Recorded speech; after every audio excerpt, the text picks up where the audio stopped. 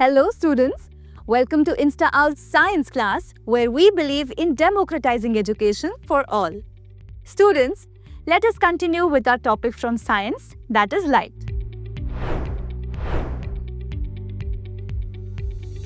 In the previous video, we have seen what was the nature of light, how light behaves, along with that, the reflection part of light and the use of spherical mirrors. We also studied the behavior of concave and convex mirrors when the object is placed at infinity. In the case of a concave mirror, the reflected rays converge and form the image at the focus. This image is real and inverted since concave mirrors are converging mirrors that bring light rays together. On the other hand, for a convex mirror, the reflected rays diverge and appear to come from the focus behind the mirror, forming an image that is virtual and erect.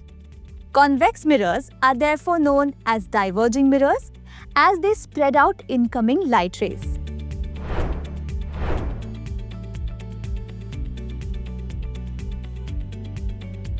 Let us understand the relationship between the radius of curvature and the focal length in a spherical mirror.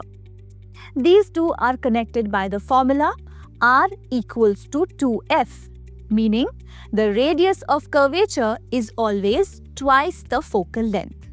This relationship holds true for spherical mirrors with small apertures. The radius of curvature R is the distance from the center of curvature to the pole of the mirror. The focal length F is the distance between the principal focus and the pole. Since the principal focus lies exactly halfway between the pole and the center of curvature, the focal length is always half the radius of curvature. The relationship applies to both concave and convex mirrors. For concave mirrors, the principal focus and the center of curvature are on the same side as the reflecting surface, while for convex mirrors, they appear on the opposite side.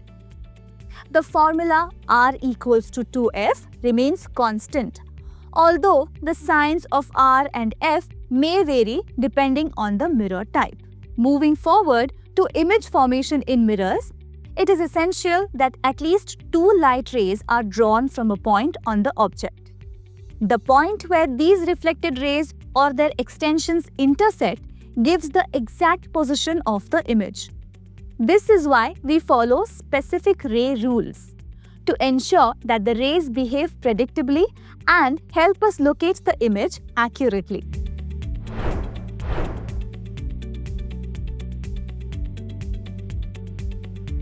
Now, let's understand the rules of reflection and ray behavior for both concave and convex mirrors.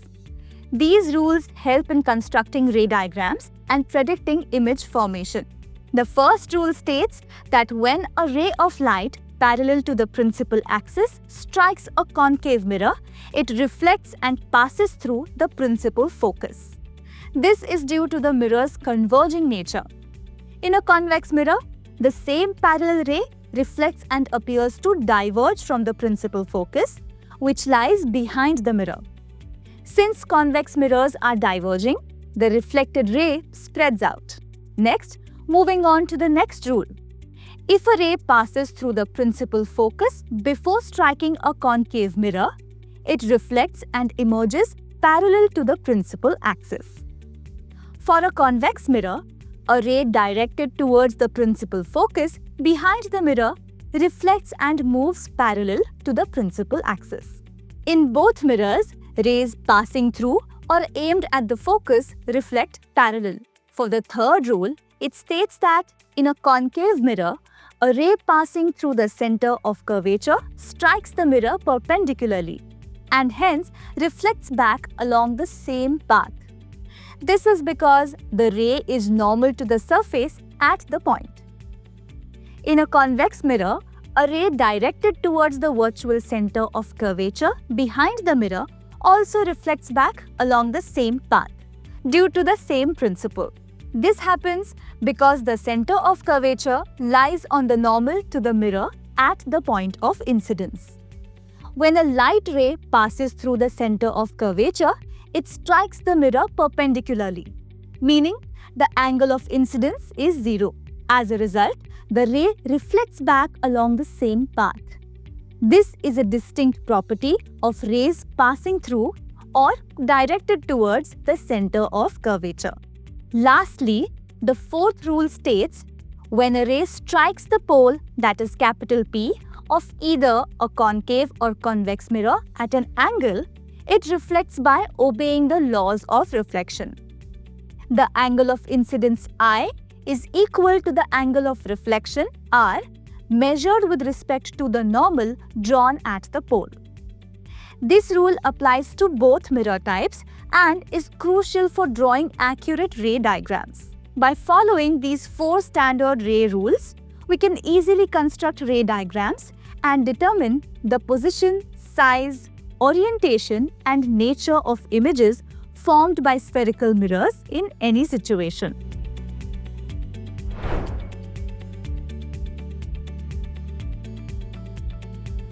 Now that we have seen the rules for image formation using ray diagrams, let us understand how images are formed by a concave mirror when the object is placed at different positions. The first case is when the object is placed at infinity.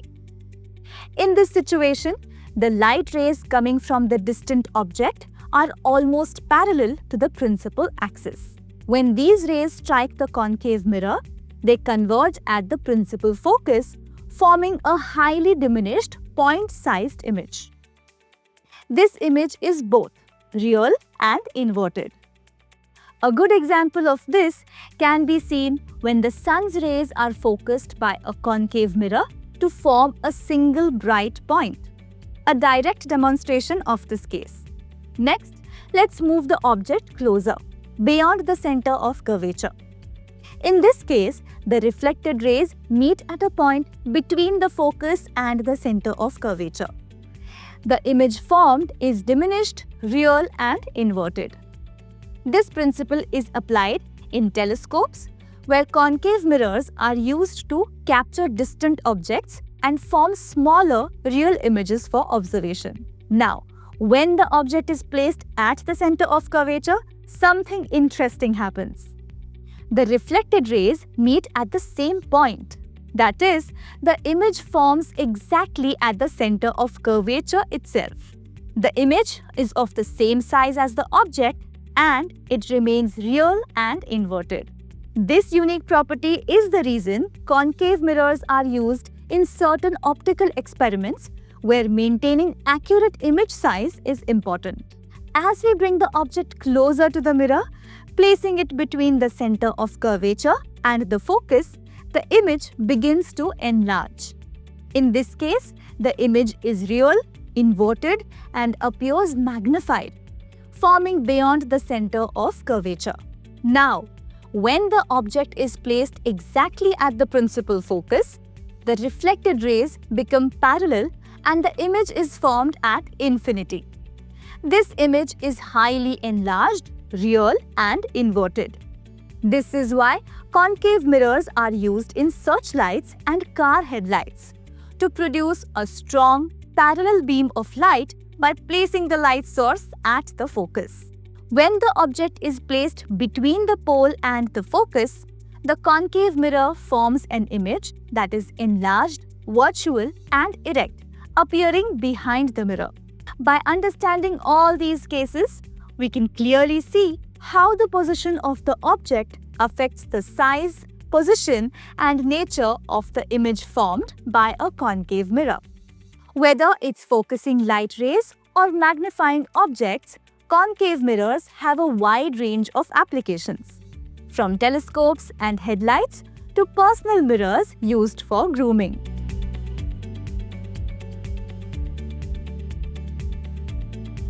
Now, let's start with an activity to understand the characteristics and image formation by a convex mirror. Begin by holding a convex mirror in one hand. Next, hold a pencil upright in your other hand. Look into the convex mirror and observe the image of the pencil. Now, move the pencil slowly away from the mirror and pay attention to how the image changes. You'll notice that as the pencil moves farther away, the image becomes smaller and more diminished. The size of the image keeps reducing as the distance increases. This observation clearly shows that the image formed by a convex mirror is always diminished, regardless of how far the object is placed.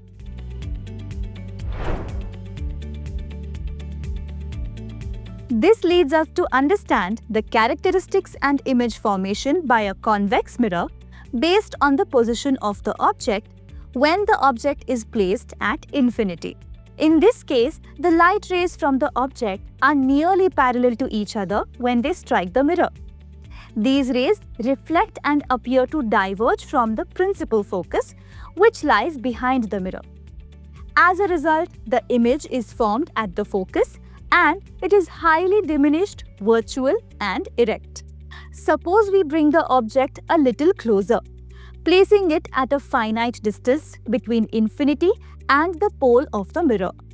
In this case, the reflected rays again diverge and the image appears to form between the focus and the pole, again behind the mirror. The nature of the image remains the same.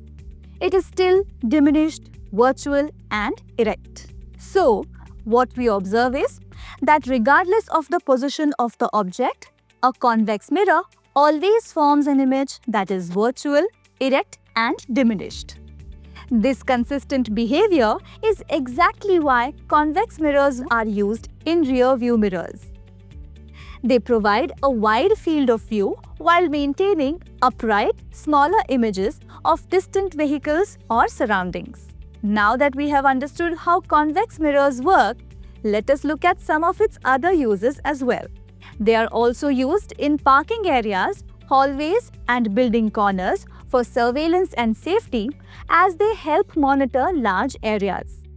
Additionally, convex mirrors are installed in ATMs and retail stores to prevent theft by offering a broader view of the surroundings. Their ability to form upright, smaller images over a wide area makes them ideal for security and visibility. Now, let's begin a new activity to observe image formation in a plane mirror and compare it with concave and convex mirrors. Start by holding a plane mirror and look at a distant object, such as a tree. Observe whether you can see the full-length image of the object. Now, try this with different sizes of plane mirrors. What do you see? What do you notice? If the mirror is large enough, the full-length image of the distant object is visible. But if the mirror is too small, only a part of the image appears.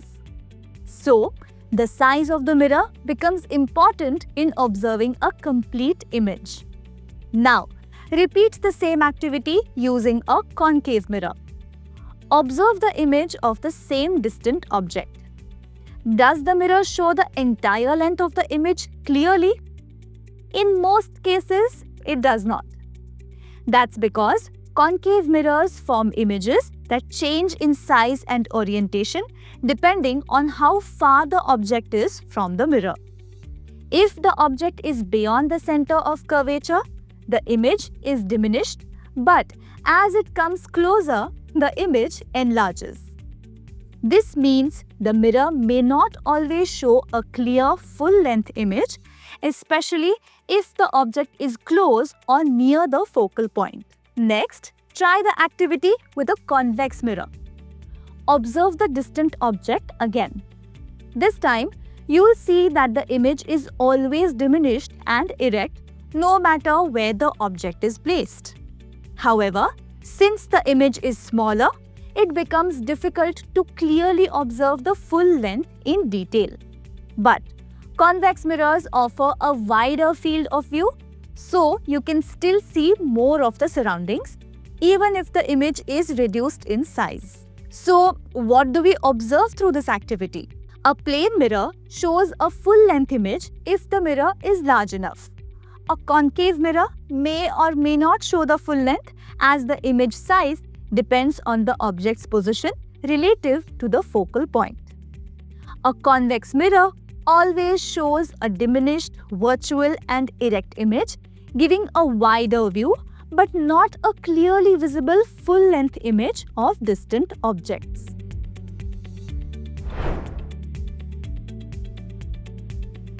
Let us now understand the sign convention we use while taking measurements with mirrors.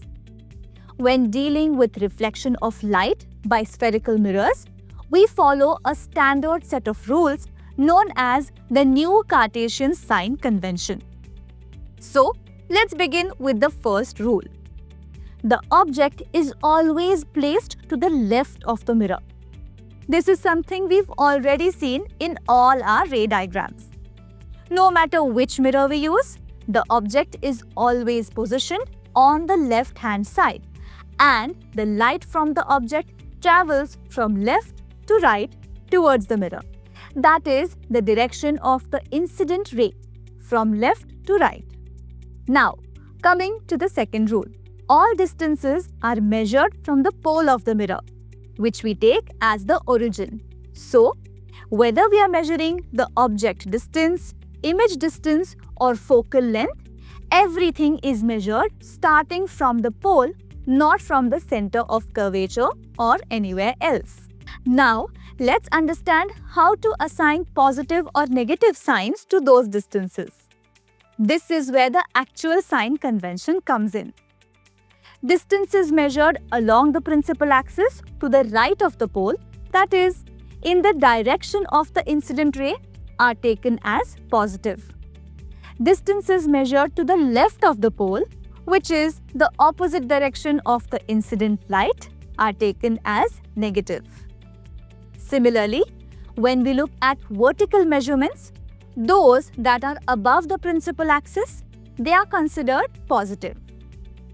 Heights below the principal axis are considered negative. This is just like how we treat the x and y axis in the Cartesian plane. So, the rules for assigning signs in ray diagrams follow the same logic we use in mathematics. In short, these rules give us a clear and consistent framework to measure distances and heights while working with spherical mirrors. To summarize, distances in the direction of incident light are positive, those opposite to it are negative. Heights above the principal axis are positive and those below are negative. Let's now recap the topic with our Insta lights. In this session, we explored how different types of images are formed by spherical mirrors. We understood how incident rays reflect, how their positions affect the reflected rays, and how the image characteristics such as size, position, and nature change when the object is placed at different distances from the mirror. We also saw how ray diagrams help us clearly trace the path of light, showing whether the rays converge to form a real image or appear to diverge to form a virtual one. To support this, we learned the importance of the New Cartesian sign convention, which gives us a consistent method to measure distances and construct accurate ray diagrams. With that, we come to the end of this InstaOwl video. Keep watching our InstaOwl video series for more topics. Thank you and goodbye.